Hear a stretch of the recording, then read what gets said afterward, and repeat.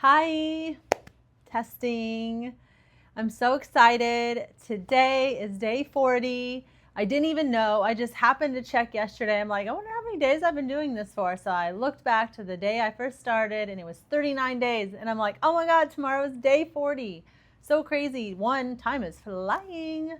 And two, that it wasn't even my goal, but a lot of times, like a Kriya, they generally do with the Kundalini practice. A lot of people practice things for 40 days.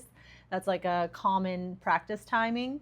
I actually personally have done this Sobagh, the Invoking the Wealth of the Universe, 1,000 days. Not this time, but a previous time, a few years ago. So I know how magical it is. It's not just to create the wealth of the universe in terms of financial abundance, which it is.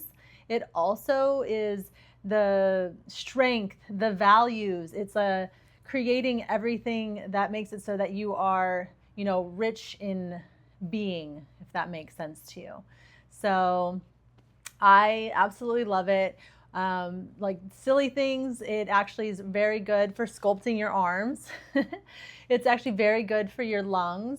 It's very good. It has some cardio in it somehow.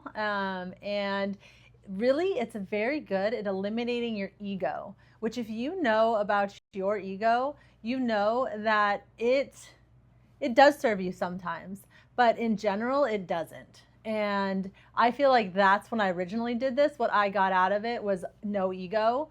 I'm not saying you'll have no ego, but you will definitely have less of an ego, if only because the postures and the mudras and all the things are kind of, I don't want to say embarrassing because it's like a weird term, but they're definitely like, oh, that's interesting.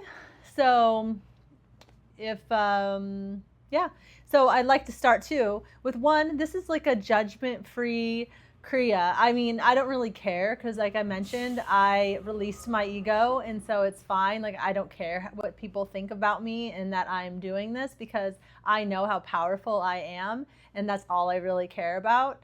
It actually gives me, I guess, a lot of confidence, which, that's, I'm happy with that. But a lot of people that don't have a lot of confidence, in the beginning at least, it's definitely, woo, that's a tough one. I think even for myself, obviously, I've just done it so much, and I just at this point just don't care at all.